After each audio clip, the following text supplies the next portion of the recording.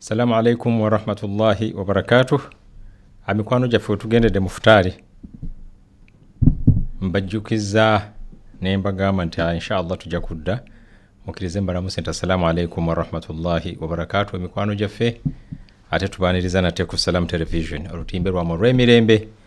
Tubadde tukyagenda tutunulira ensibuko y'obusiramu bwe tufuna ebyafaayo wajje tuvudde ate nga tubiyita mu tubuukabuuka kituwa direction, kituwa torch, wajje tulaga. So mikwano jaffe we tugendedde mu kusiibuluka tubadde tuvuddeyo Makka Madina katono twayogedde kiwanvu kubanga bw'okwata obukwasa awo kusenguka kwa Nabbi kokka awo bw'odda ku persecution okubonyaabonyezebwa kw'abasiraamu awo e Makka birala biwanvu naye wano tugenda tujjayo katono nga tugezaako kulaba nti at least tujjukira oba tukuba torch emabega biki ebyaliyo bisobole okutuwa direction gye tulaga. Naye mu butuufu simanyi omanyi okusiibuluka bwe kutuuka edduniya etabuka. Njagala kusooka kuwanika mikono. Njagala ndabe baana bali mu class. Bwe naaweza abantu bange 20 people nga mbeerezaamu mbadde ntuuse ku kyafaayo kya mbogo ate nakyo nga nkoonako katono tujje tutuuke ku mbeera gye tulimu kati obudde bwe buti. Genda tukola main points naye njagala ndaba bali mu class. Akiramu akasajja akakooti kajjeeko onteereko lines zensinga okwagala sajja k'obukoota akote kaggwayo tekakyalina mugaso naye nteeraako gundi nteeraako lines. Njagala kulaba abaana bali mu class abanyweddeko ka glass kakatunda kagaanya onywedde otuzi tugaanya ofunye kakogaayiza naye n'ogamba nti atusuubiza nti akomawo. Kati njagala kulaba class be baani abalimu wempeza abantu aga inshallah nga ngenda mu maaso bagaana okuwera abiri nga tudduka nga tugenda mu tarawe ffenna. So nze mba nkyasobola okusaala tarawe ey'obwomu abangi ne baganyirwamu abasobodde okuba nti so inshallah teekako line. Akram alabika ali mu mmere manya Akram emmere bwe mukwata ku mutwe awungamu katono naye wandibadde wanteereddeko lines ezo essimu. Njagala abantu baweereze n'obukooto obwo si bwe bunyumira abantu baagala ssimu kuweereza ssente. Njagala kulaba class. I want to see class eyimiridde etya. Hasani bw'obanga gy'oli genda olabe Akram alabika emmere emukutte ku mutwe acyankalanyemuko. Manya okulya emmere eno n'ogifubutuka si birungi. Nabbi yagamba lya kulya envu onywa otuzi mpola osaale. Oba oliddeko akasooka oba osobodde gendako ne mutarawe gy'olyeko naye ebyokufubutuka byendabye bano ba Hasani Sibu ba Akram kati n'ennamba zimubuze. Ennamba ziganye Sheikh. Munteereko ennamba kale aba MTN kanjire nga mbasomera gye mmanyi. Njagala munteereko ennamba ezo. Waliwo ekizibu nakyo mukimbuulire ekyo nkiveeko. Mba nsala amagezi nze nenzibawa mu magezi gange. Teekako ennamba ezo and tulabe inshallah baddu ba Allah ntandise okulaba banzizaamu ku maanyi nga bali bakyafigitinga n'egundi ne lines. Kakati waliwo abasaala kikeereze saawa zino. Kale aba MTN kansooke mbawe. MTN gyemanyi mu mutwe zirizo katuleke bajazi kutirako screen. Oli asaala eswala ate asadde kikeere asooka kulya n'alya ennyama omuntu wa kika kyoyo. Seryako eryenvu genda osaale ego fubutukese piki yoyo Akram oyo mutabani wange mutabani wa Kasim Seruwo owulidde kaakati aba MTN 07 zitaddeko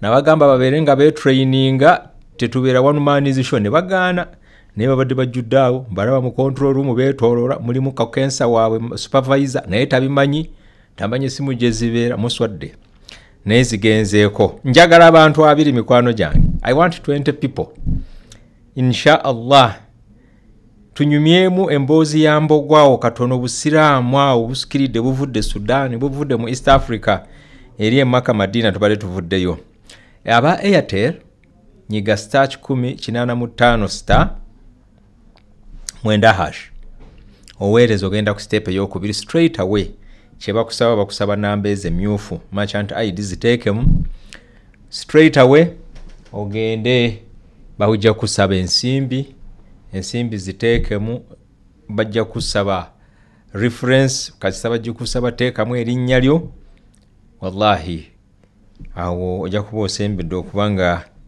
ensimbi zintuukako bakusaba epini nga zituuse mwaba Airtel mwebale nnyo mwebalire ddala mumpeereze njagala tuweza abantu 2 gokka onule 20 insha Allah tugende maaso tusome speed tugende mu salati ishai ne mutarawih asookera ddala Hassan Nsubuga webale nnyo webalire ddala mu kirasi mwoli omaze okuwanika omukono barakallahu fik rahma ng'erinnya lyo bakadde be ne bakusiimira erinnya rahma wallahi obeebazenga Nabi Muhammad sallallahu alayhi wasallam yagamba nti mutuuma abaana bammwe amannya amalungi amannya ag'emikisa kyovora bwe yamala okufuna obusiraamu wala abasajja baba bayitanga Lwazi bwe yasaba bayitanga Lwazi anti erinnya Lwazi lisuule abalala bayita ba Lutalo nagamba nti oyo mulikyusa Asiya ndowooza bwe twogera erinnya Asiya Allahu akbar amannya gano abaana babe mulembe guno abadde bagenze bagasuula naye amannya ago gaali malungi Fatina Nandera nawe oyingiddewo 1 2 3 4 Fatina webale Fauzi Hussein Matovu oli wa 5 Kamida Mbazira oli wa 6 mu kirasi mwoli okuwanika omukono ntegeeza nyiga essimu essente zijje kwe kuwanika omukono katabala bali mu ddiiro ndaba mu omukadde awanisa omukono kati gumufuuyirira sijja kulaba ne bona okola otya wabula ng'okutte essimu n'osindika ye register yange ow'omusanvu Fauzi Hussein Matovu ow'omunaana manya nti buli gwe njogerako bannayuganda bonna nga bagamba saasira omuddu ya Allah eyerekereza mu kaseera kano ak'okusiibuluka edduwa we ziyitiramu mara okusiibuluka wanika emikono sabira abaana bo sabira bakadde bw'abaakugendako naawe weesabire Allah agamba nti munsabe mbawe munsabe nja kubawa ayogera ye Allah yatutonda nga tetukoze application lwakyo kiina mu doubt muweereze musabe w'omunaana Kamida Mbazira ow'omwenda Amina Nakibuuka mwebale nnyo mwebalire ddala mikwano gyange Nakibuuka barakallahu fik Nakibuuka Amina n'akomawo gwakubira soose n'aweereza 5 n'agamba Allah wange muwadde 5 kanyongereyo wallahi 5 endala Amina Allah akulaba oli ye Amina Nakibuuka Amina ono ye Aisha kyusa mbukyusa direction naye muntu y'omu Allah akulaba nsaba asiime swaddaka zammwe Raymond Baramaga wa 10 ow'e11 Bashira wa Nadhira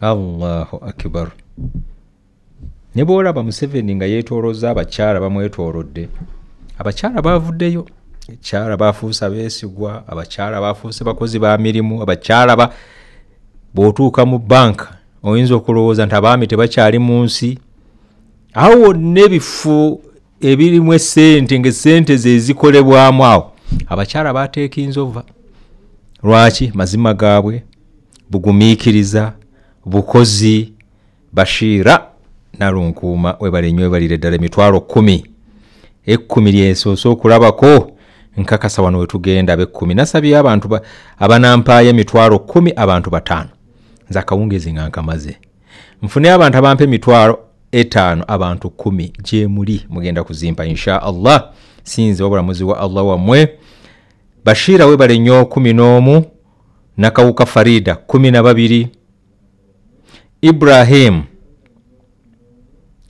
Makoha wanaino kubanga ava mu nsozi z'Embale Makoha webale nnyo thank you so much Makoha tuweereza omutwalo mulamba Ibrahim owe 13 tugende Yema Weje Mwajuma emitwalo 2 giweereza abebiri muwerere ddala muyiike abebiri njagala muyiike mikwano gyange Shafik Katagaya tewalajja kugaya Shafik tebasobola kugaya Salima Bwayirisa omutwalo guweereza Hanifa Namanda omaze okuwanika omukono ensimbi nazifunye dda Sulaita ensimbi zituuse Ekram Rule Kasim Seruwo funye mu bakozi bannanga neeyimiridde bali awo bajjuddeeyo naye Allahu akbar okusaddaka kuno mikwano gyange atuddeeyo ali mu ddiiro lyo osibuluka mpola odduka ndeetera kino yangu asaagala kuva ku TV ekyafaayo kya Mbogo kiyingiddewo naye bw'olaba Allah ekintu kyataddewo makise nnyingi omanya nti omulimu ogwo si mwangu naye bakozi bannange abasuka 37 Akram ate nga yanyiga ebbato n'ebyo ne bifuluma n'obiraba ku TV yo amaze okubanga naye awanika omukono nti mu kirasi mwali tusome Sara Nakalema webale nnyo balire ddala Boogere Sulaina webale nnyo Kuruthumu Nanjala mwebale bannange njagala mulaba abakyala kantandikire ku Sara nsoma agana agasembayo kati Sara Nakalema oyo mukyala nambemu Boogere Sulaina mukyala wa 2 Kuruthumu Nanjala oyo mukyala wa 3 Aisha Namwirya oyo mukyala wa 4 Nadia Nakakembo oyo mukyala wa 5 Sakka Muwonge nafa abaami atujjeeyo Twaha Habibu baweze 2 Rukia Nabweteme 6 Hasani Nsubuga 3 Muhammadi Nargas Aisha goja kuandika bintu mundu so mutuma Nagisi Nargis kale katulireke naye Muhammadi owulidde Musoke Shaban webale nnyo Mutes Hadija esente zituuse Salimu Kaguta Salimu Kaguta yongere sente Kaguta erinnya zito bagamba tutuuma amanya malungi bokuwadde lyakaguta president w'eggwanga kitegeeza bugagga Salimu Kaguta Jingo kwagala mutwalo gumu n'ekitundu barakallahu fik Salwa Ali barakallahu fik Salwa Ali thank you very much omutwalo gutuuse Saidi Mugisha emitwalo 2 Hussein Kato ono Hussein Kato ndoza Hussein Kato muli bangi nomalo gamba ndi Hussein Kato yono boli obosobeza abo bayitirivu nga wasimbye line bajjuza na kivubo Fatima babiri webale nnyo obubaka butuuse Sara Nasimbwa nkwebaza Nakawese Aisha alhamdulillah rabbil alamin ekirasi mujjudde tugenda kutambula mpola abagenda mu swala be musaala abaddanga mukomawo ne Sheikh Owessatonga bwana yungako tulabe ntwina kye tumalirizo lwayo tugenda okumaliriza program yo lwaleero nga ensibuko y'obusiraamu tufunyeyo ko some slight kalight akatono kalight akasingira ddala okubeera akatono insha Allah kakati gwe nyige simu otwamaze okuva eri ku Nabi Muhammad sallallahu alayhi wasallam ne tukoonako ku mukyala we Khadija nga yensibuko eyakola foundation okuba nti ye mukyala yasooka okuteeka ensimbi mu busiraamu.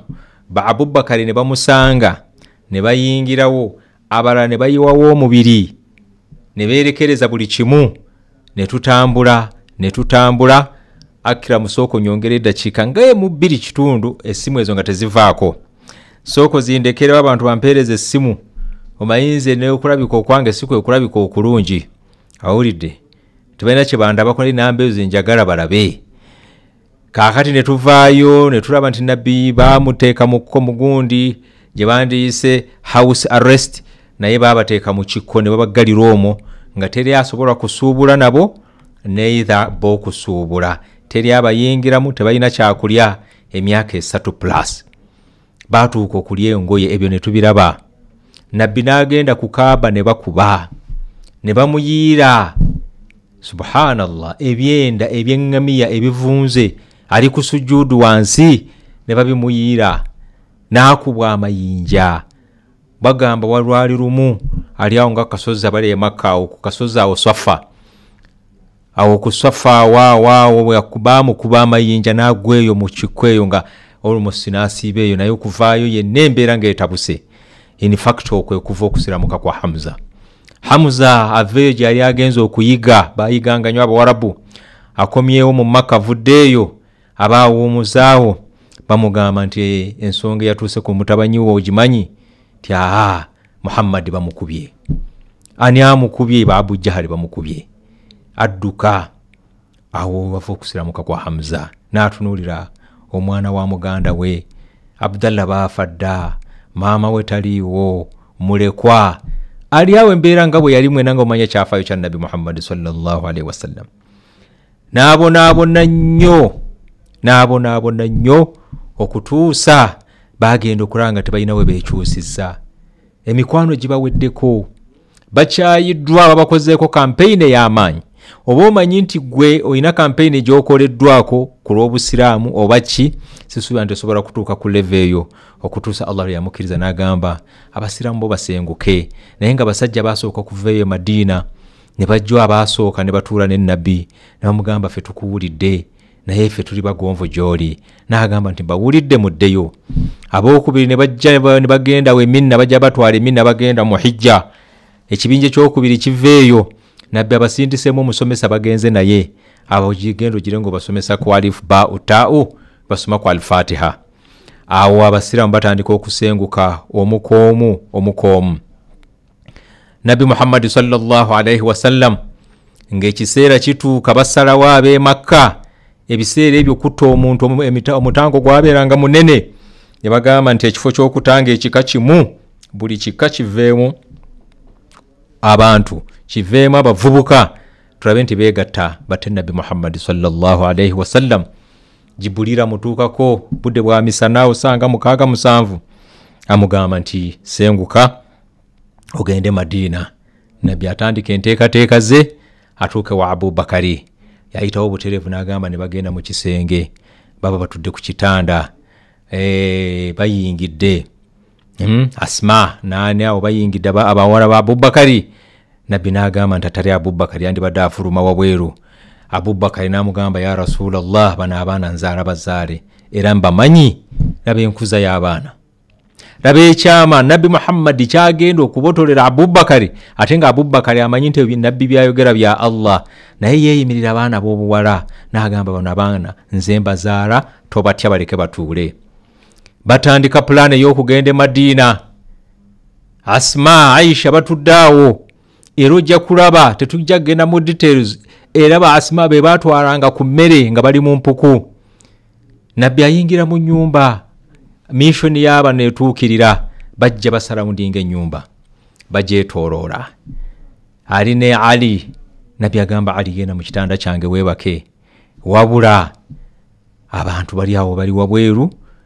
Ali n'ayagala okuppa ku kamu kwawo, ati naga nti Allah ali naffe, kwegenda mu kitanda weebake, bajja kukulaba bajja kulowooza yenze tebantema ekiso. N'aganza akugamba ndi mubaka, yengira mu kitanda, nze nja kusala amagezi nfulume. Onoofuluma otya abasajja nga bayimiridde ku mulyango beetoolodde akayumba kaffe? Era bwe batyo ne bagwawo, we baagwa ekiseera Jibuliru n'aduumira nti musajja gwe Rasulallah afulume ennyumba ogende. Oyo agenze. Bano okubalaga nti afulumya agenze.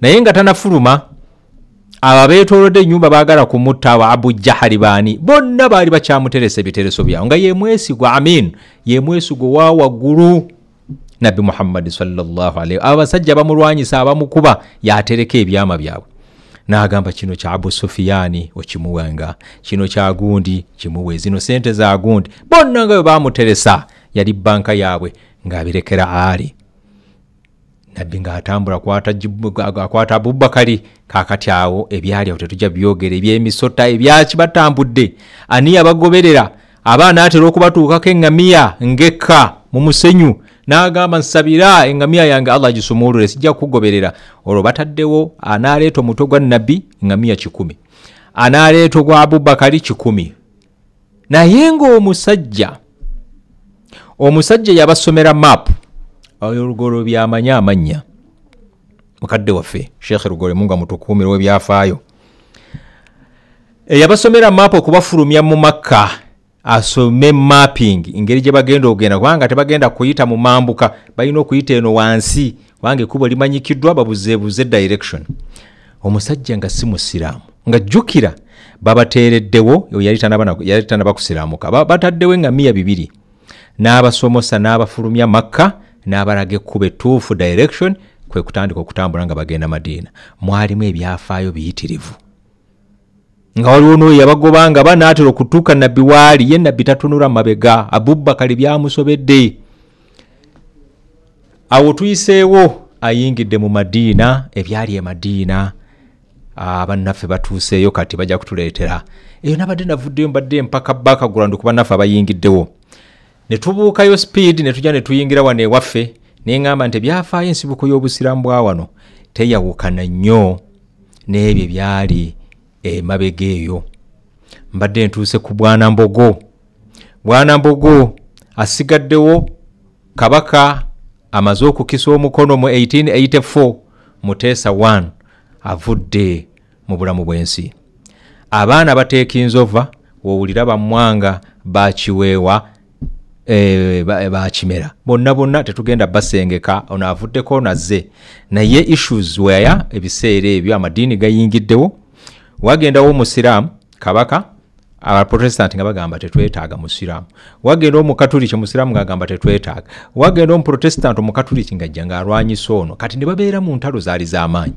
okutuusa bwe baatuuka mu 1900 Mbogo asigalawo nga his the singular nga ye mulangira aliwo brother wa kabaka Muteesa olwo Muteesa avudde mu nsi mu 1884 1884 avudde mu dunia kati Mbogo asigaddewo bw'omu mpozi n'abaana be bazaala ne Muteesa batambudde ebyawo biwanvu Mbogo atuuse ekiseera bajjawo Kalema Nuhu Kalema badduse bagenze Kijungute olwo nga balwana n'abazungu Captain Rugard yali in charge bamala okutuuka Ekijungute bagamba batugobye waffe tuliene mu Bunyoro awo ku boda ya Buganda ne Bunyoro ekifo Kijungute kimanyikiddwa kya byafaayo bakatuuka Kawumpuli najja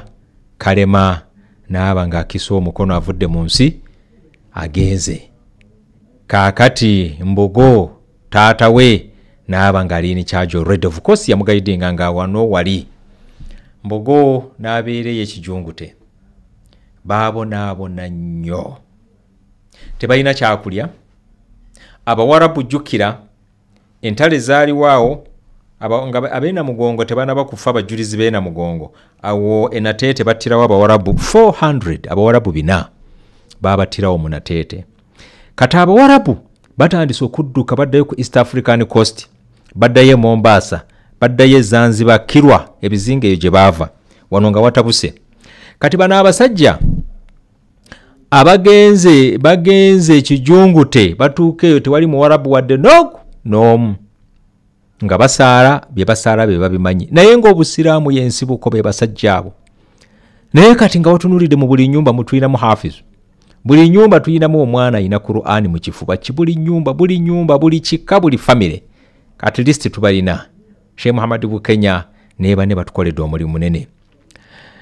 Abasajja kambabulire akantu katono basadde bye basadde alhamdulillah naye baamala okusala ne bajjukira bwe babeeranga n'abawarabu waliwo obulaadi bwe baleetanga subhanallah alhamdulillah Allahu akbar emirundi 33 nga babuuza ani ajjukira mujjukira bye twayogeranga n'abawarabu nga tumaze okusala tutudde wano ani ajjukira nga buli byayogera tubitegeerekeka omulala yogera bigambo tebiva mu kamwa buli ne bibalema bamala obulaadi okubabula bubuuza abo basajja abayimirira ku ddiini yaffe n'agamba nti kati kirabika abasajja bayogeranga ebigambo ebibasembeza eri Katonda waabwe Allah waffe naffe tuteekewo obulaadi obwaffe nti ye twalumwa enjala kati ako ne kafuuka akalaade emirundi 33 twalumwa enjala 33 times naga akalaade ako tukamaze ani atuyizaayo akalaade akalala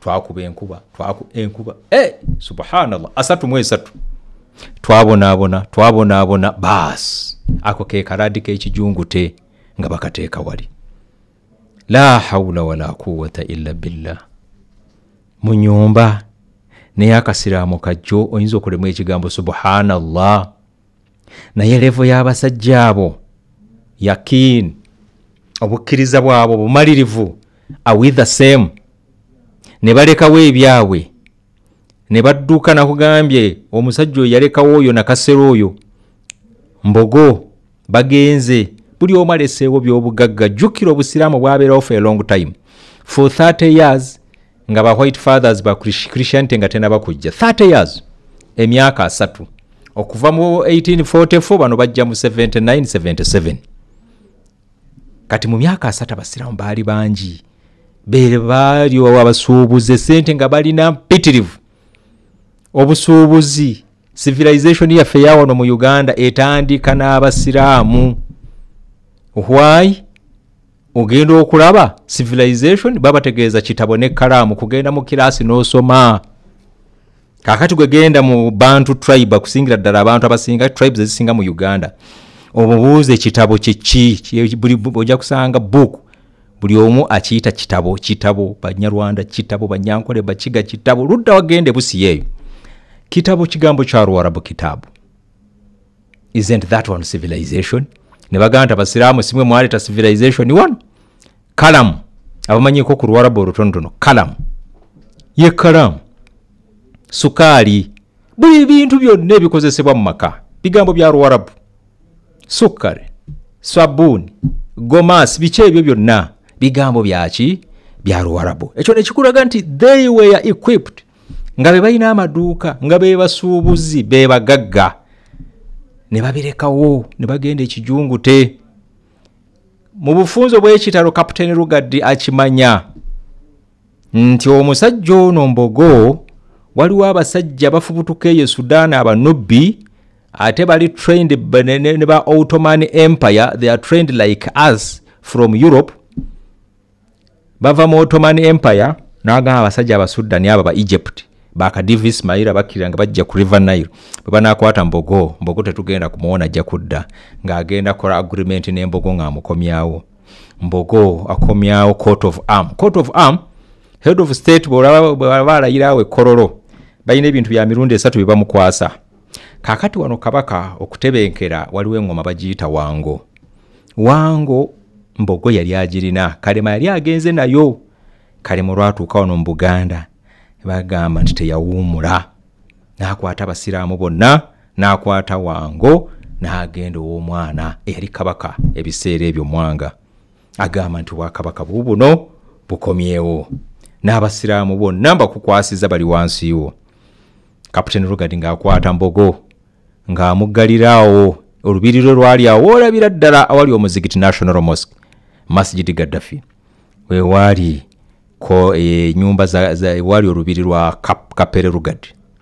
Kapere Lugadi teyakkiriza mbogo okufulu kubanga bwamala okuyingira Obuganda jukira bakabaka nga babeerawo kiseera kitono ne babatta abala ne babawangangusa babatutte mu shisirizi ng'Obuganda butabuse omuzungu atabuse kakati we baalaba mbogo omusajja mukulu akomyewo awo olaba ennyumba ya Mbogo oyo a Dr. Kasimu Nakibi owajjajja buvaawo ako kansooke nkajjewo jjajja wa Buganda ajja atya jjukira Mbogo ali ku level ya Muteesa 1 Muteesa 1 azadde Mwanga kaakati Mbogo atuzaalidde empologoma azadde omulangira Badru Kakungulu Wasajja kaakati ekitegeeza Mwanga ne Wasajja Badru Kakungulu omulangira bali ku level emu katuli ku treatable kati Mwanga atuzaalidde Chwa Sir Edward Chwa azadde Chwa Kabaka Chwa kaakati Badru Kakungulu azadde a Dr. Kasimu Nakibinge Kakungulu kati tuli ku tree level emu eya Chwa n'embuga ono aliwo Kasimu Nakibinge a Dr.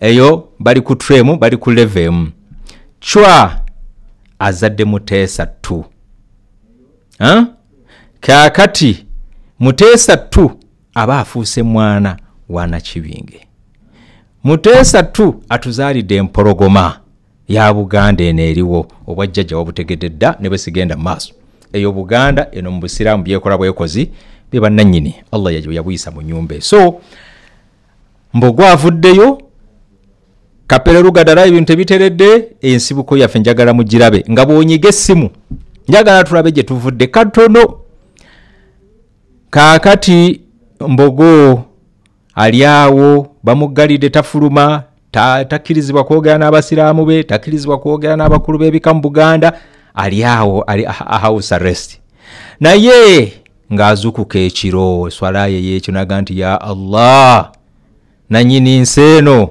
Allahu akbar weyateekanga omutwe ku tahajjud si wali omuzigiti National Mosque n'ogamba nti Allah ebibye abirindikiriza ne bwe bubadde bivaayo lwakuba folusi tuba twagala okupapa ne tutalireetinga weyateekanga omutwe gwe we baamuggalira Mbogo we wali omuzigiti ogwo National Mosque kubanga waliwo n'ekijjukizo kya Lugadi twateesa nnyo nga tuzimba masjid eyo nga tetuva mu State House tuteesa okujjulula Kapere Lugadi akkirire wammanga awo we twamuzimbira akayumba tusobole okuzimba omuzigiti nga mugazi awo nga Mbogo kaakati Kapere Lugadi agenda okulaba nga Buganda butabanguse agamba nti musajja gwe noonya mu bifo ebibiri ebisatu we naakutwala wabula wano njagala nkujjawo mu Buganda Mbogo yawulira bubi to the extent okumulaga nti yali royal bano abanubbi abaali wero trained bawandikira Mbogo ebbaluwa ne bamugamba nti please fedduumira buduumizi tusobola okusuula gavumenti eno mu lutemya lwa liiso Mbogo n'agamba munnange nti bano tebakikoze lwa bubi naye olw'okuba nti tuli bawulize laba ebbaluwa gye bampadde era omusajja n'akyankalanya abanubbi n'abagoba n'abaddusa naye nga Mbogo yagezaako okumulaga nti abasiraamu tebalina buzibu yali alengera wala okuviira ddala emabega kati Kapere amala amugamba nti olaga wa nkutwale Ethiopia nkutwale Zanzibar oba nkutwale mu Seychelles luddawo eyo mu bizinga n'agamba ntwale Zanzibar naye nga tonaba kuntwala kamale kutumira kabaka saagala kuva mu nsi nga tategedde ng'akwata Katikkiro we Kisasa n'atuma Kisasa gende wa Mwanga amugamba nti munnange Kapere Lugadi asazeewo mbeere nga nva mu Buganda ntambule ngende mu nsi endala gye mba mpangaalira Katikkiro wa Mbogo atambudde ayingidde olubiri yeeyaze amawulire agamuwadde naye nga kabaka bye yaddamu Allahu akbar abasajja bali ku testi y'amaanyi yamugamba ng'amaze okumugamba nti Mbogo nti kubanga Mbogo yali ayina incense muri inside nti engeri gy'agondedde omwana we nga ye kabaka ebiseera ebyo Mwanga tajja kkiriza taata we yekka anko we akyaliwo taata omuto abeere ng'amuva mu maaso naye Mwanga bye bigambo bye yamuddamu yamugamba nti ebyokugenda kwe mbimanyi naye na kino kitegeere nti abalangira timba asooka munne yamumira amabulire ago lwatuuke wa Mbogo yagamba bugambi Kapere Lugadi n'agamba nti ndi ready abantu obogenda nabo Mbogo yategese abantu be 100 n'atambula empologoma z'abalya mu makubo omwo. Empologoma asigadde mabega genda okulaba omukazi omwana okutambula tebakyasobola oyo nga bamuleka empologoma nga zirya. Okutambula okuva wano mpaka Mombasa si kitono awatali makubo, train ezo teziriiwo. Mbogo yatambudde bamutadde ku meeri bamutute Zanzibar.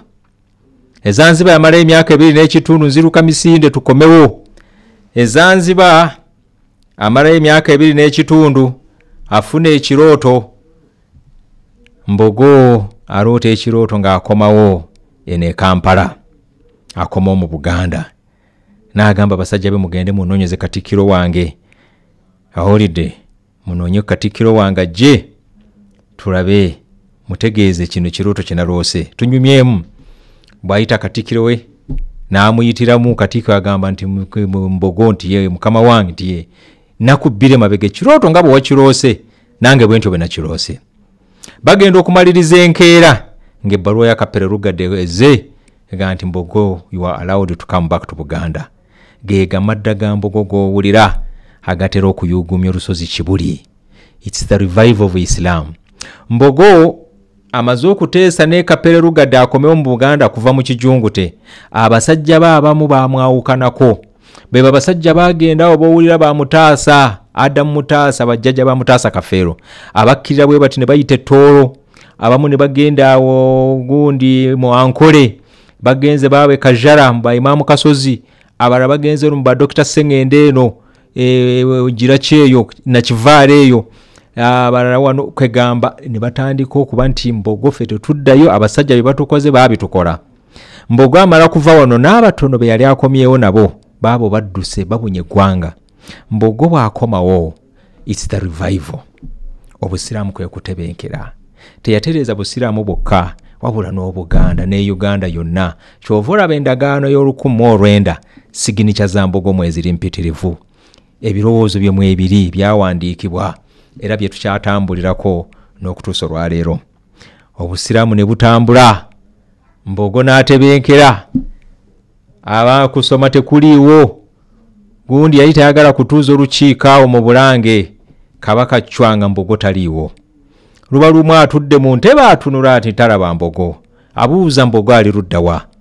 Ti Mbogo naffe situmanyi lwaki tazze. Amutumidde abaami be amutumya bamugende Kibuli mulabe ensonga yatuuse ku Mbogo. Mbogo bamutuukako. Njagala mulabe obusiraamu gye buvudde. Bamugamba Kabaka kwebuuza. Takulabye mu lukiiko. Ayagala kumanya oli bulungi eri mbeera eri etya. Nagaasa afunye muntu yene yampise okujja mu lukiiko lwa Ssaabasajja siina butajja mu lukiiko.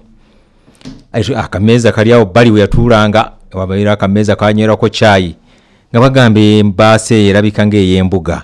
Ebbaase mulimu kinaga ekipapula nange nakisanzaawo.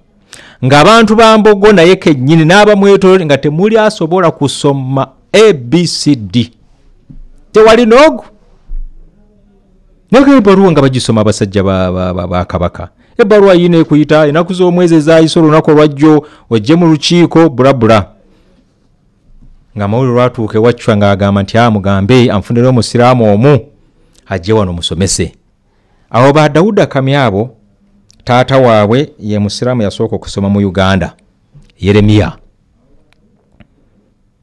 yasooka okusoma ne bamusindika n'agenda e Buddo ajja abeera omuwandiisi wa Mbogo n'okumusomera amabaluwa. Olw'okusoma mu busiraamu kutandika ne tuveeyo mpola. Mbogo n'akola bye yakola n'ajjawo wa Mbogo n'ateekawo omuzikiti twakagujjawo. Twali tulemeddewo nituga muzikiti gwa Mbogo gusigalewo.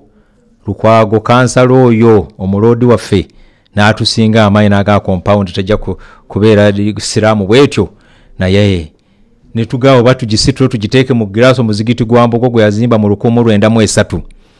Bakadde baffe bakitasimbwa ababeeranga bagaziyamuko katono naye nga gwe muzikiti gwa Mbogo gwe yateekawo ng'akomyewo. So obusiraamu ne butambula ne batandika okwekumaakuma okutuusa lwe yava mu dduniya. Awo ensonga enkulu Badru Kakungulu jjajjaffe kye yakola ya education. Yakola nnyo ku nsonga ya education. Abasiraamu ne batandika okusoma n'akwatakwata y'abasajja abo nga bagava ba Jafari Bandari Jafari bakasula abagagga ne bakola associations Umeya. Abantu ne batandika okusoma, ne batandika okunoonya Aga Khan, ne bajja ne bateeka ensimbi mu education. Badru Kakungulu ebyenjigiriza n'abiteekamu amaanyi. Najja n'atuuka ku level mu 45 eyo, omuyembe ogwo gwe mulaba mbuga gwataagala kwa yandibadde yagaziyo omuzigiti, naye buli lwalaba ku muyembe gwa jjajjaawe. Awo basajja bwe baatuulanga olukiiko, abasajja ba mbuga nga bateeseza essomero Kibuli, bateesa okuteekawo omuzigiti. Awo mu 45 enkiiko ne zigenda mu maaso okutuusa naffe lwe twatandika okufuna amasomero agafaanana nga Kibuli. Nabisunso oyo gw'olaba ye jjajjaffe omuzaana atuzaalira Badru Kakungulu, yoyo Nabisunsa. Byebyo ebigambo ne bitandika okujja. Ye famire eyo, famire ya Mbogochi yatukolera kukwata ebintu bya because we are nowhere. Abasiramu tetulina kye twagabana. Ebintu abantu bagabana bye bagabana byonna ne tusigaliraawo, naye ne bakwata personal belongings zaabwe ne batandika okukola nti obusiramu budevelopinga n'okutuusa olunaku lwaleero. Ne tujja obusiramu nga buli mu associations. Association eno Zukuri, Bukoto, Mugenya Asooka, Aswiri, ebibiina ne biyitirira.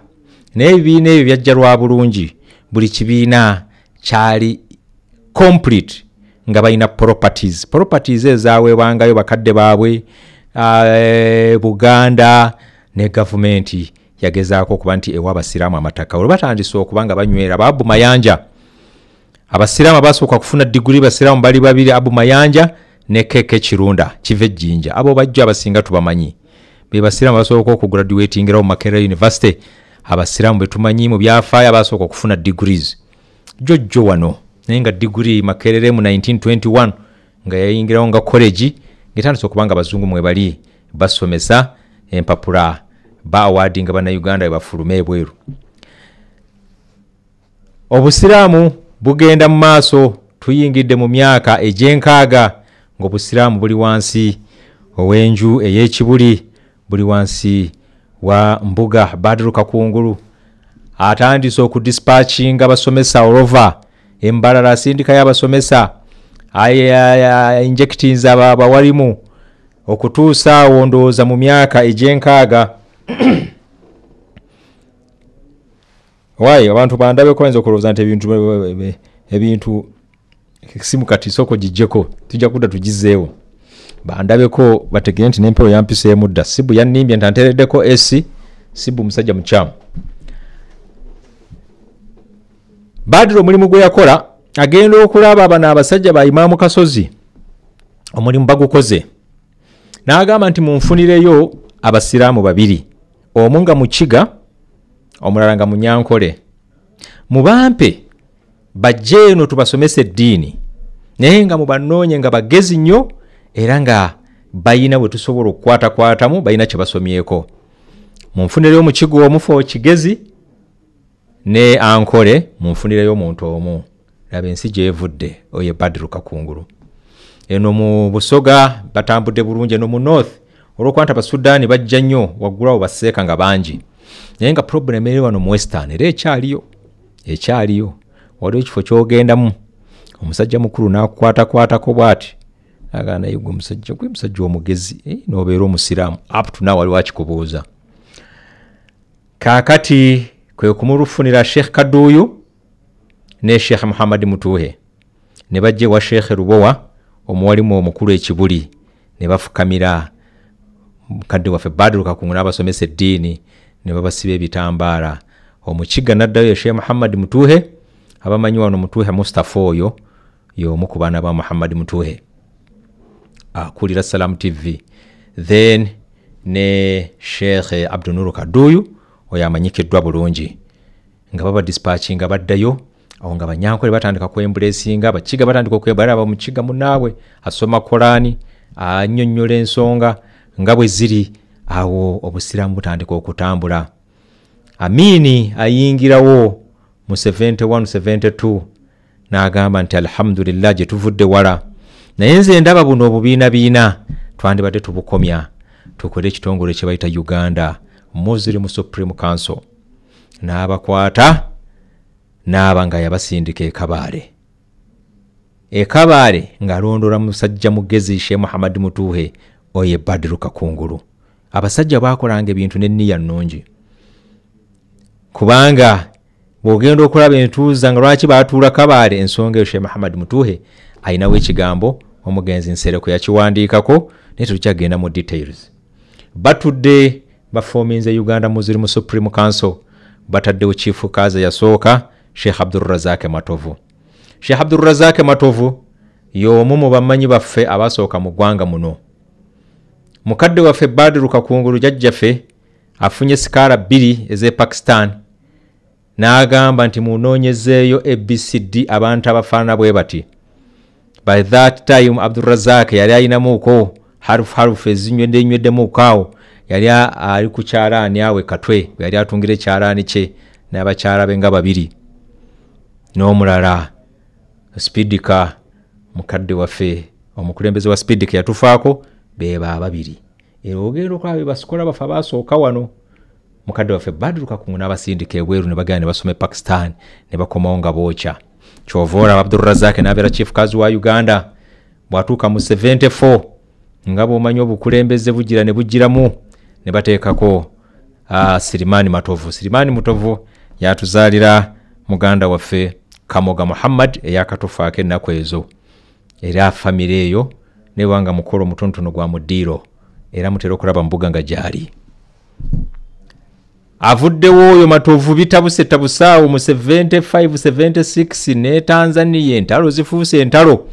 Awo ba admin abaaliwo ebiseera ebyo abasigala nga bakuuma Supreme Council Haji Mufanjala yatufaako Dr. Naskalisa ng'owa Religious Affairs yandibadde ng'ali mu ntebe ennene Ahmad Mukasa abadde mufuti waffe recently. Ahmad Mukasa ne batambula awo mu 79 baabula n'ebyabula ebyo ne byagenda ne tugenda mu 80 bwe yayingirawo ne tuyingira mu mulembe gwa mukadde waffe omugenzi Sheikh Kasim Mulumba ne taata waffe Sheikh Abdul Ubaid Kamulegeya ne batutambuzaawo up to 86. Bwe tutuuka mu 86 bagenze mu maka agreement bavudde mu maka agreement bavuddeyo nga bataddewo obukulembeze bwa Sheikh Rajab Kakoza nga chief kazi wa Uganda ng'anyuukibwa Sheikh Ruwemba ne ba Sheikh Yusufu Byekwaso nga ba secretary general ba Senyonga baanyawo ne batambula bataddewo supreme empya bataddewo constitution ekifo ky'obwa mufuti kirabise. Era awo ebyaddakawo ba Sheikh Ruwemba obwa mufuti buyingiddewo tuyingiddewo mukadde wange Semakula Muhammad ebuyenga butambala ayingiddewo avuddewo n'ebirala kaakati awo entuuse buli omu alabawo kutuusa ku bukulembeze bwaffe obulwaleero obusiraamu bwaffe gye buvudde. Mbuyise mu bufunze naye nga kyengezaako okubalaga be natandise nabo mbagamba ekintu kimu nti we are capable. We tutuuse tetwetaaga any support from outside. Tugezezaako tiimu nene mwe muli mukadde waffe Imam Kasozi atukulembeddemu mu nsonga eno ya mobilization. Tuyina bakadde baffe ba Dr. Sengendo, tuyina bakadde baffe ba Abbas Kiyimba, tuyina nga tugezaako kuva mu generation eri buli kantu konna kabakeetaagisiza tuyina okuwandiika mu Bawarabu, buli kantu konna kabakeetaagisiza tuyina okuwandiika mu Bazungu. Nyinza okugamba nti wano we tutuuse nga Salamu TV, Salamu Charity tuyinza okuwandiika mu Bawarabu. Imam Kasozi okumusanga akutoolwa olupapula ntawandikira embassy oba ki, it's rare, maybe nga bamunoonyeza. Ne tugamba nti tukozese bye tuyina, tumubulizinga abantu baffe, tukozese ekitono kye tulinawo, tujja kusomoka insha Allah. Ne mbagamba tuzimbye masjidi Mbogo, omuzigiti ogwo gwe mulaba emizigiti egiri ku level ne bw'otambula Uganda yonna, emizigiti gya kalina, emizigiti eminene egyo bannayuganda kati be bagizimba. Emizigiti egikyali emitonotono baganda baffe gye batuweereza okuva ebweru. sigamba nti gye batuwa naye bw'ogenda mu nsi z'Abawarabu era emizigiti gyabwe mitono. Nyumba 5-6 balinawo omuzigiti, nyumba 7-8 balinawo omuzigiti, babeera n'omuzigiti gumu omunene mu kitundu. Kwegamba omusajja tokkirizibwa kusaalira mu nyumba. Kati kyekibazimbisa emizigiti egyo abantu basaale ejjama bave mu mayumba. Kaakati woolaba omuzigiti nga gwa kalina, omuzigiti guliko hall, omuzigiti guliko office, genda ewansamba awo simanyi we batuuse tunaatera obbakyalira. Omuzigiti guli mu biliyoni, Mbogo yali mu biliyoni 5+, Rubuguma ali mu biliyoni 3+, Kabasanda ali mu biliyoni 2+, ono gundi Nakaroke. Nakaroke twebaza ba MP baffe abasobodde olwaleero mu supplies ensawo za cement bazibadde nga 3. Tugenda kubalinda wano ku mawulire tubalabe nga bakulembeddwa mu Lydia Wanyoto. Mwebale nnyo mulimu gwe mukozaawe Nakaroke. Ogwo muzigiti nagwo guli mu 5 billions. So that's the level Uganda is where we are. Tugamba nti twesobola. Twekolemu bu association mu byalo byaffe. Ebintu ebitwawula tutandika bigenda kompola. Tetugamba nti twogere ku nsonga ezituluma, wabula tuzikwate na bwegendereza. Bw'olaba ng'ensonga eyawula obusiraamu eyagala kuva ku ggwe, ignore. Ng'olaba ekitabula obusiraamu kyagala kusibuka ku ggwe, waliwo abantu abali abatubuzaabuza. Bw'olaba ng'ensonga egenda kusabulukuka ate erinnya lyo lyeri mu senta, bw'opuulingako backboard ng'akugamba Yunus, ojjukira Yunus enayinuwa ekyennyanja kyamumira nga dduka gudduse jihadi gwe, ogenda kuleeta fitina nd'ogiyita jihadi. Uganda tubadde mu fitina for a long time. Temulowooza nti Mbogote yafuna fitina. Katikkiro yaliwo ebiseera ebyo yamuteerawo Kabasanda na opposition tu Kibuli ne bamuwa ettaka yikazi nga 5 naye ne babikwata mu nkwata ey'ekisajja ekikulu. Wetwogerera Kabasanda ali wansi wa mulangira olw'okukwata ebintu mpola. Ono bw'alanga kino kyagala kumutawaanya ng'akola ki? Bw'olaba fitina egenda kusibuka, wetugambira nti n'osanga omuzigiti omutono, abantu 3-4, nze emizigiti gy'oku byalo batandika obuvuuvuumu, nze mbaviiridde ngenze tado nenga fitina gye ndimu ewaggulu emala. Nakati kamera za TV simanyi gye ziri, gye abantu bye boogererako bitomera nze enkomerero ya byonna. Twaha oyo yagenda okundeetera ne zipressure twaha alinga mufuti w'eggwanga kati. Twaha mu Kibi yafuuse twaha mu Kibi. Ensonga zimuluma okufa. Singa n'abasalafu obukambwe kati. Awulidde naye munange emitima obusiraamu si ndabika wano. Twahayinza okuba nga talina kirevu naye nga obusiraamu buli wano. So tugamba nti tweorganizing ku mizigiti at the masjid level. Twaleese program gye bayita Smart Community Program. Smart Community Program yo kata kutwagala gikwata nga district. Ne Smart Community Program twagala kugigesesa mu kyalo bakiyita Rwampara. Eyo Rwampara wansi. Smart Community Program kwe kukwata families ne zisutuka murundi gumu. That program inshallah is where we are demonstrating Smart Community Program. Tusuubira egenda kukola. Ne mulaba nti education abaana basoma ki? Form okujuza form kikutwalira week. Ne tulaba ne tukustudyinga to the extent n'ebirwadde by'olwadde ne tubikebera. Ne tukumanya mu family wenna. Ne tumanya economic activity gye mulina. Bwe tutyo bwe tulina okutambula nga ummati Muhammad sallallahu alayhi wasallam. Naye n'osanga omuzigiti gw'abantu 25 buli tabu tebakwatagana oba kiki bwe tutatandika okwerekereza ffenna ne tufuuka abagezi. Allahu akbar, we are doomed. Naye bwe tunaakwata mpola n'olaba ensonga n'oginnyonnyola muno tagitegedde, muddire omunnyonnyole. Ogwokusatu buuza ku banno 3-4 people understand endowooza yaabwe egamba ki, tujja kutuuka ku kituufu. Naye nga tukwata mpola, we shouldn't fight. Tulwanye ekimala. Don't be a problem. Don't be a problem. Fuli omafumiitirize bw'olaba ng'efitina egenda kutandikira ku ggwe. Kye ŋŋamba emizigiti tutandikire ku mizigiti level, tutandike okwezimba. Twagala tukwate katakwi. Katakwi bwe succeeding mu gino emyezi 6, twewe emyaka 3 ku 5, ojja kulaba insha Allah embeera nga bwe zijja okubeera. kati at least tulina ebibiina nga bisatu ebyatweyunzeeko. Ffenna ennaku zino mukkirize wano umma etuli waggulu. Ffenna tuli baana ba wano umma. W'abaana bange nze mbakuziza, Elias Kigozo oyo nze mukuziza, kagaalo kange ka Sania kawala kange nze mbukuziza. Nemba traininga. Naye kaakati bagamba nti akamyu kasita kakaddiwa bwe kati. Ate kayonka ku baana baako. Straight away kayonka baana baako.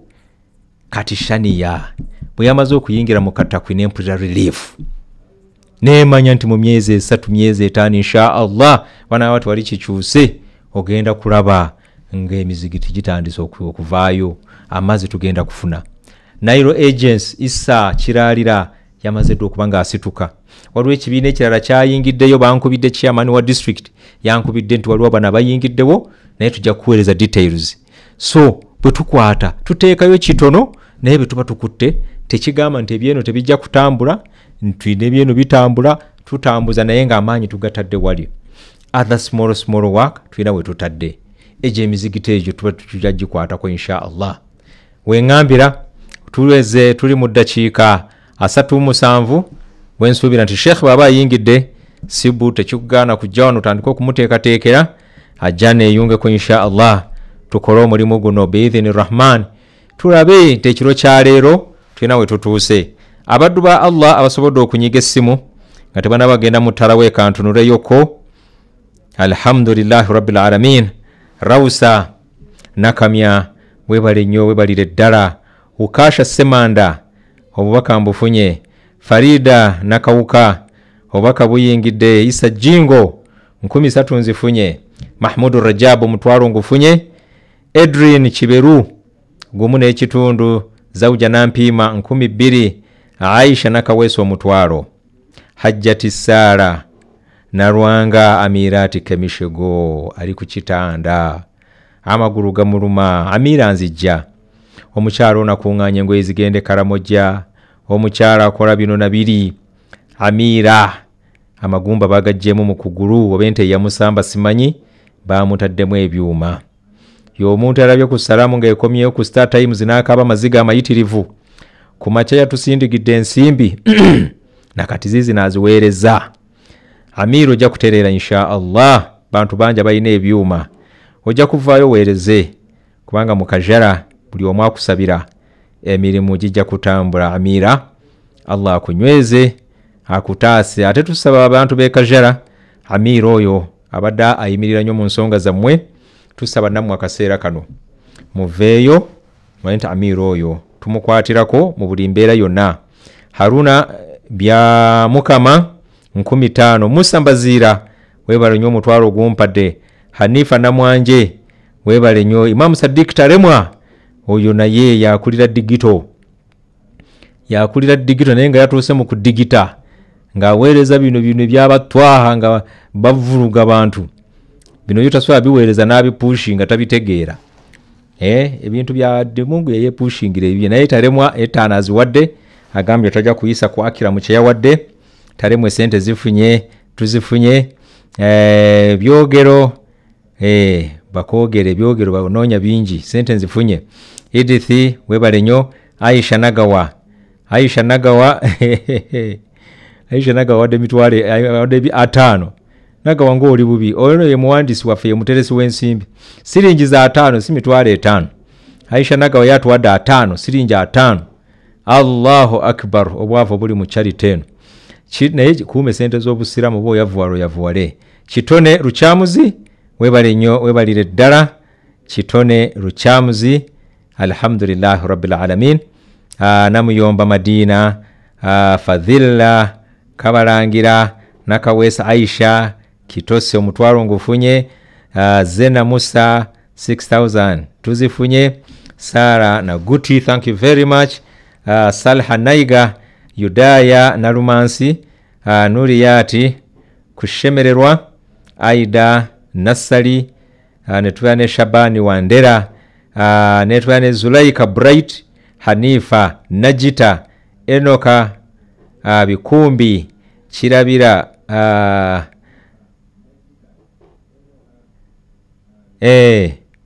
bagenze mutara tebawe bali bahajjati we bali tebajja tarawe bakakatako kusala ishe ne badduka misinde ne bakomawo Nanyanzi Hafsa alhamdulillah rabbil alamin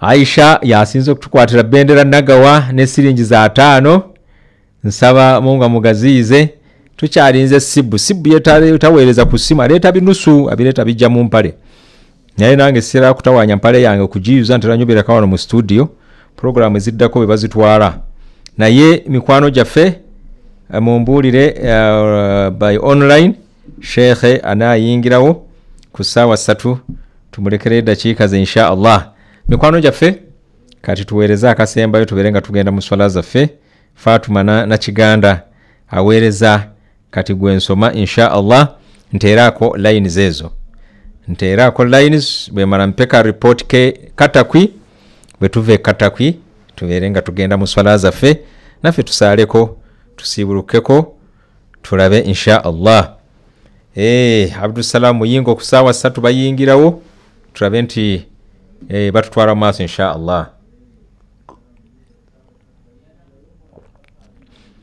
naye nga kyembajjukiza insha Allah tuyingidde munaku z'omwezi 17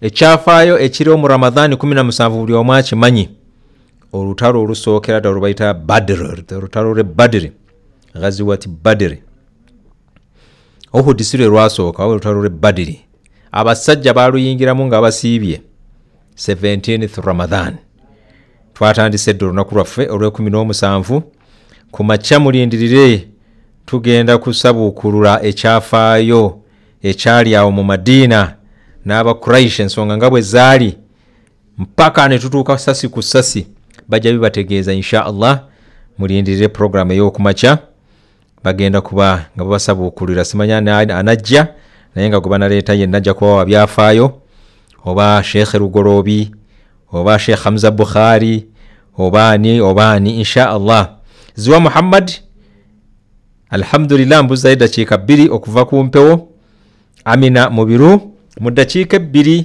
essimu zizo kweziri nteerako ya MTN eri ennyango ya 0776 444220 naye mu report ennyangu nabagambye nasabyeyo ab'emitwalo 10 n'abe5 owe10 Allah yampadde Nalunkuma Bushira webali nnyo webalire ddala nakufunye mpa report kati nga naatera okuva ku mpewo ne tufuna Don't Read My Name yatuwadde emitwalo 5 eryo nalyo linnya Haruna Zaidi n'atuwa emitwalo 5 ndowooza be5 baweddeyo bifa mmengo ono yatuwadde 3 Yusuf barakallahu fik abe5 balinga abaweddeyo 10 Allah yampaddeyo omu neema Abdussalam wayingirawo abe10 mujja kuyika insha Allah ne Hajati Zamu yaweddeyo mukadde we yatuwadde 2 n'abalala bangi awo nenyingira mu bajjuwa kaali bange bannanyini kuzimba busiramu bwaffe mu ddakiika emwesigaddeyo netwane Mashkura Jafar Madina Sendawula Juma Wokatega ne Namakula Rehma Owolugave Faizo Semwanga Amina Mubiru Salima Niwagaba mwebale nnyo mwebalire ddala ntandise okuba nga nsiibula tufune break ya dakiika 15 Sheikh Abdussalam Nasa webale kunsiibula Nasa kati ndi kuba nsiibula kati ate mumanyi enkola y'obuyisiraamu wano mulimu guno wano ku nkomerero ate max ziyitirira Nasa nsiibudde na mitwalo 3 Bridget Shadia webale nnyo webalire ddala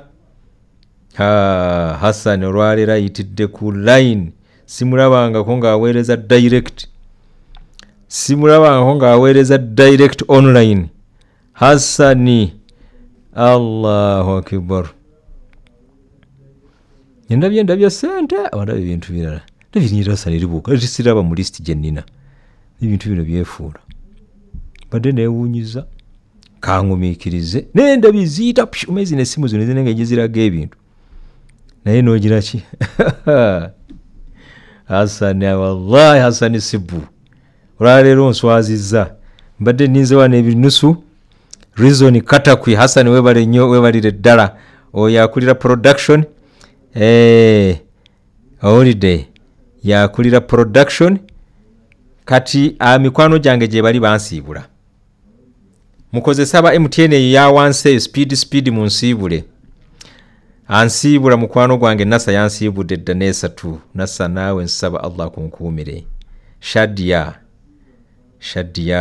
thank you very very much Sauda n'abakooza ansiibudde ani omulala ansiibula njagalayo bataano bokka njagalayo bataano nviira Abdussalam ajje wano njagala bategeeze ku nsonga ya zaka abasomeseeko ku zaka katono dakiika 15 ezisooka sooka taganjule zaka mutegeere zaka basera mu zaka mu Ramadhani muno abansiibula kati bendiko n'abakooza bale kunsiibula Amina namugenyi webale nnyo webalire ddala Muzammiru semwogerere Hawa Nayiga nsaba Allah bankuumire tugende tusaale salatul isha ne tarawih tusaale mpola mpola naye program ezijja mwekumire ku Salam TV yammwe ku macha NBS Sanyuka zijja kubanga weziri program ejja kutandika sawa 10 n'ekitundu insha Allah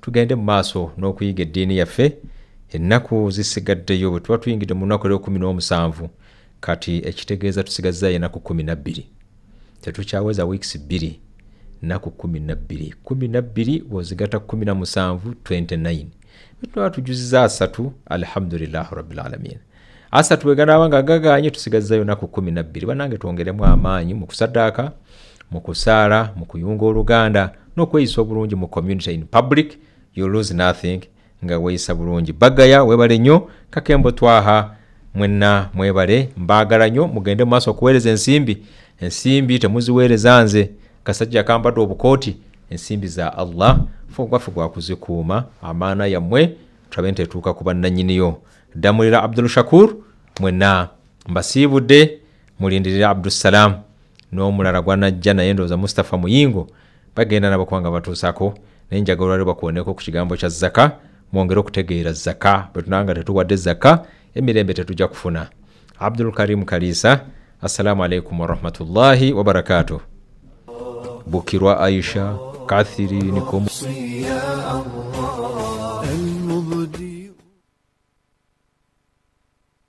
okuzimba emizikiti kyekimu ku biggumiza eddiini ya Allah ku dduniya kuno. Salam TV ne Salam Charity Foundation obweyamo bwaffe obukulu kwe kuggusa ebyo ebituuka ku mitima gy'abantu bannayuganda.